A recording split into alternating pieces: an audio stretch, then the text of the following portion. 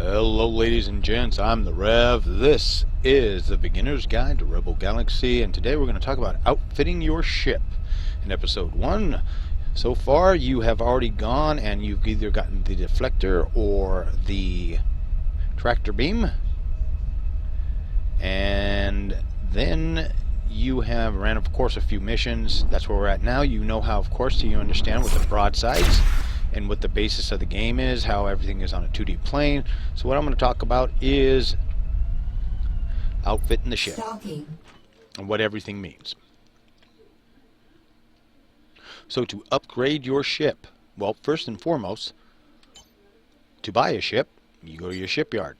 If you've got the money, it'll either be in white because you have more than enough money, or if you buy a ship like this, everything below it in green means you can buy those as well. So you go into your equipment bay because you want to upgrade your ship. So we're going to go into weapons first. First we have broadsides.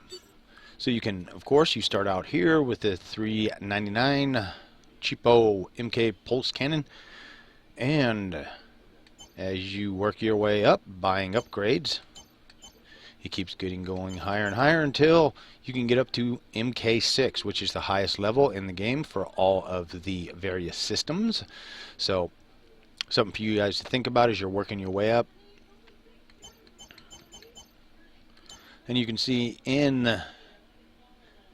the MK pulse cannon, DPS, damage, range, speed, load time, and assisted aim. And then you have shield penetration, hull penetration, and charge time. So I'm sure you guys already know what most of those things means, but you do want to always keep those in mind because some of the broadsides are set up differently. For instance, and it depends on your play style. Some people will want to shoot from a distance, and they have, I think, proton cannons. These are great for distance if you want to keep your distance away from people. Personally, I like getting in close and firing as fast as I can. Thus I use the tachyon cannons, which are easy to shoot and quick, and they reload fast. You don't have a lot of time waiting for that yellow thing to come in and shoot, and you'll see that as you try the different weapons. All of them do take different time to reload, and you can see it's only not even a second to reload. Then we have our secondaries. Secondaries can be used from anything to get up close missiles that are coming in, so you can use them as a countermeasure, or you can use them to attack other ships. You can use them to defend yourself in any kind of way. It all depends on what you want to do. So we've got flak cannons, which is basically, it's like a shotgun. It's short, widespread. We have the dumbfire missiles. They have no homing capability. So what you do is you scoot in quick to a bigger ship because it won't work on fighters. And you fire these things and it goes, and they slam right into the side. Easiest way to use them, best way to use them if you're going to be fighting a lot of capital ships. Then you have the heat-seeking missiles. These are my favorite. These are the ones that I use the most. And basically you just, as you're going around and you see you have a lot of enemies floating around you, they work very well at help clearing things out. When you're trying to destroy something, you're going after one ship, you want to keep firing at it, not just with your weapons that you control, but heat-seeking missiles as well. It works fantastic. Then you've got mines, and you can lay down a whole bunch of mines as you're fighting, and the other ships will hit them and it'll do damage to them. That's what those are. And then you have an EMP flak gun, and this one I haven't used because it messes with you as well. So it does a shortwave concussive blast, and it'll stop everything around you. And then, but it also reduces your shield recharge rate by 30%. So if you're surrounded by fighters, hey, that's great, but a lot of the missions you're going to be running, it's a mix. It's rarely just fighters you're going after, so It depends on what, you know, how you want to run things. If you want to run a super high hull, whatever, you can do that. It works. But like I said, I use the heat-seeking missiles. So there we go. That is the secondary. Then we have our 2 turrets on our little bitty baby ship here. And you start with this scatter turret. Can't stand those. Again, it's a shotgun blast, but I'm the type of player that does medium to up close, so I go back and forth constantly. I don't just do distance. So the scatter turrets don't always work for me because I like going in and out of combat. So I like the pulse turrets, not to mention you can see the DPS is only 21. You go to pulse, it's immediately at 29. Yeah, it's a lot more, but they are worth it. And then you have the MK1 flak turrets. That's a scatter one.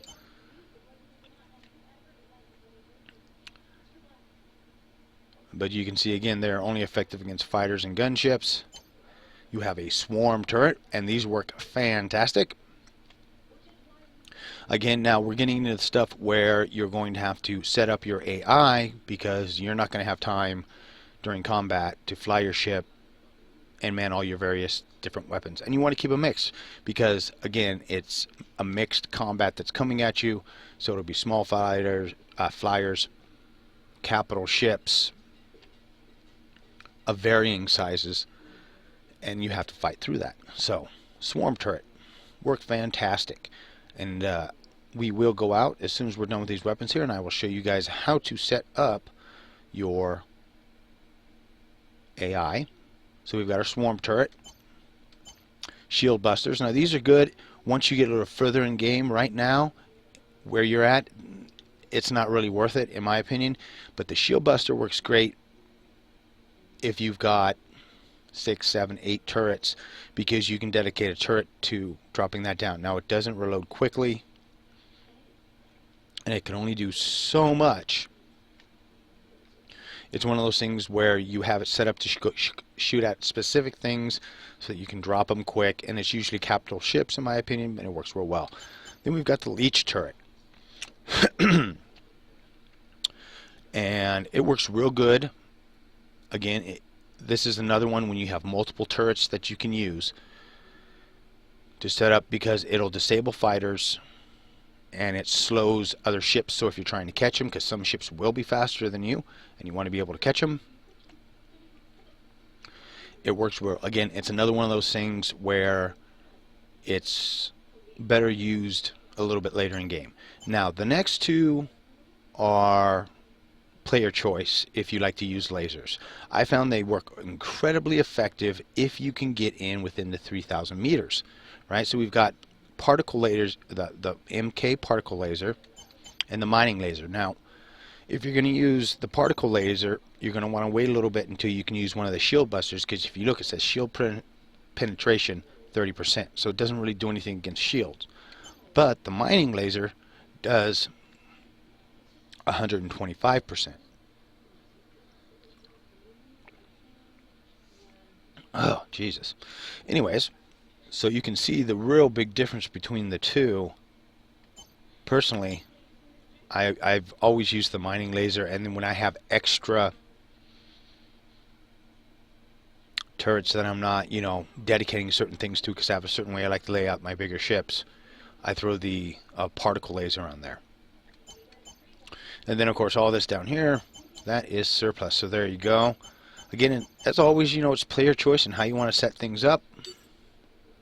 And of course your beta turrets, the exact same thing. You've got all the same stuff you can put in it, so do keep that in mind when you start out. You will want to put something there as well. My suggestion to begin with would be either a mining laser, and I'd put the mining laser in the alpha turrets section, and then I would put one of the pulse turrets in the second position. So, alright. So we're going to jump out here now. Alright, so once you have left the station, the first thing you want to do is hit your start button. And you just want to cycle around here until you hit your tactical. So your tactical will tell what your turrets to do. Your broadsides and your secondary systems, you have to control. This is an easy way for you to control your turrets as is. So we've only got 2 turrets here, but it's easy enough. So you've got manual only. And I'll show you guys how to do that in 1 second. Any craft, which means it will target anything that comes within range. Targeted only. Targeted only is anything that you target. So as you move your camera around and it focuses in on an enemy, it'll be targeted and it'll immediately fire off. Locked is when you lock onto something, of course, easy enough. Or you can have them go after fighters only, capital ships only, or you can have them go after their turrets, because you can disable weapons on various ships. So if you're going against something too big and nasty, start going after the turrets, take them down. Now when it comes to, in my opinion, any of the scatter turrets, any of the shooting that don't, anything that shoots that doesn't use missiles should at least be on targeted only. I've found otherwise everything shoots in so many different directions, it takes forever to actually kill something. So as you target ships and you're looking at ships, it'll go after them, and that way you can take and go after 2 or 3 ships at once. You can clear things out faster. Works much better. If you're going to be using missiles, any of the missile turrets, personally I've found with how much ordnance you're allowed to carry on your ship, because you will run out of missiles, I only use them on the capital only ships. That seems to work the best, and that way I'm not constantly running out of missiles, because like I said, there's going to be a mix. It's not going to be all fighters. As you get deeper and deeper in the game, you've got different types of ships, all kinds of things. That's what works the best. Alright folks, we're back, and now we're going to talk about the hull, the shields, and the deflectors. So your hull, as you can see, there are different types. We've got ceramic, web core, so it reduces damage from explosions, and there's one that reduces damage, no, mostly just explosions. Yeah, as you can see here, I just take the regular standard ship armor, works fine for me.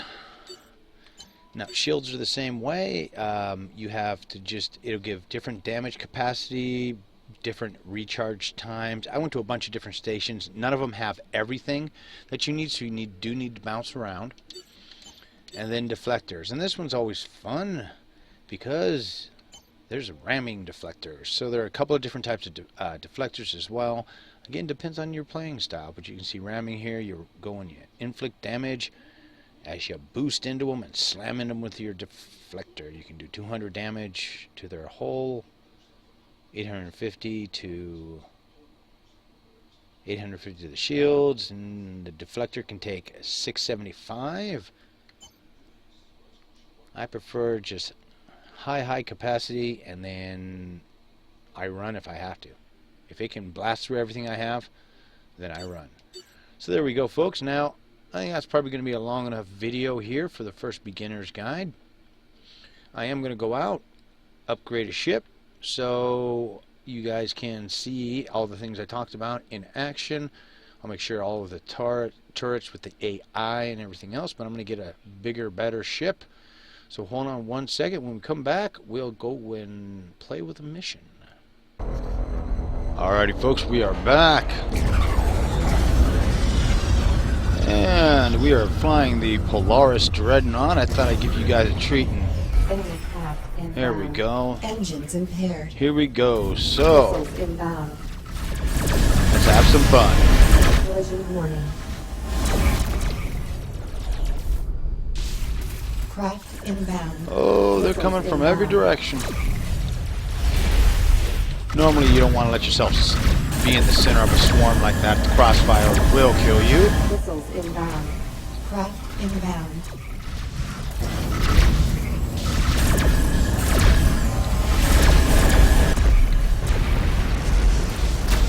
Ordnance full. Always want to grab those Inbound. ordnance crates. Now we just work our way around. Sublight boosters depleted. Enemy craft inbound. Oh, we need something bigger to play with. There we go. Real war frigate.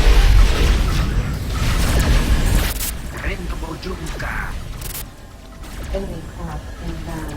Engines are no longer impaired. Missiles inbound. Engines impaired. Enemy craft inbound. Ooh, it's a little frigate. Missiles inbound. Enemy craft inbound. Engines are no longer impaired. Enemy craft inbound. Threat level yellow. Let's see what's out there. Oh! There's a bunch over that way. Let's go that way.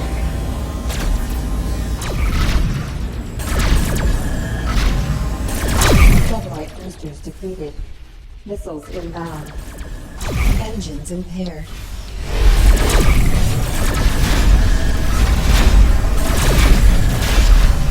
Collision warning. Missiles inbound.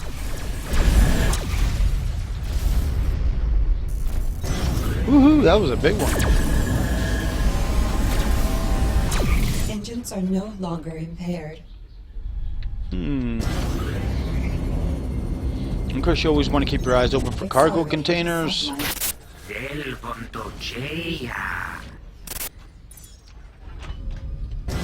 And the little red X's you see, those are all mines. Incoming hail. Collision warning. See what he has to say. See, I could drop my cargo. Nah, no.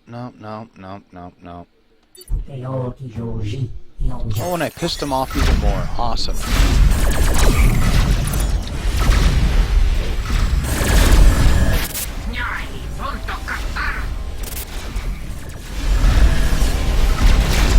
Mission complete. Woohoo! Mission complete, but we just got all the baby ships now.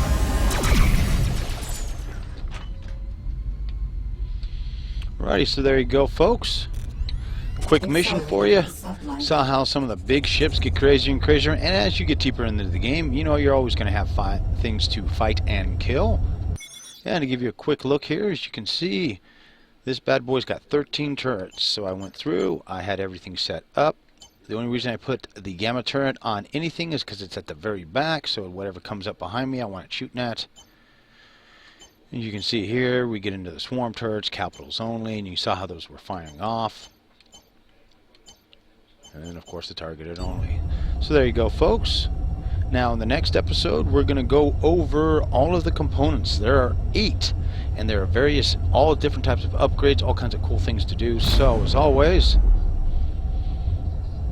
I want to thank you for liking. If you guys enjoyed and found this guide to be helpful, please smash that like button. As always, I am the Rev, and I'll see you next time. So keep your heads down and your guns up, and I'll see you real soon.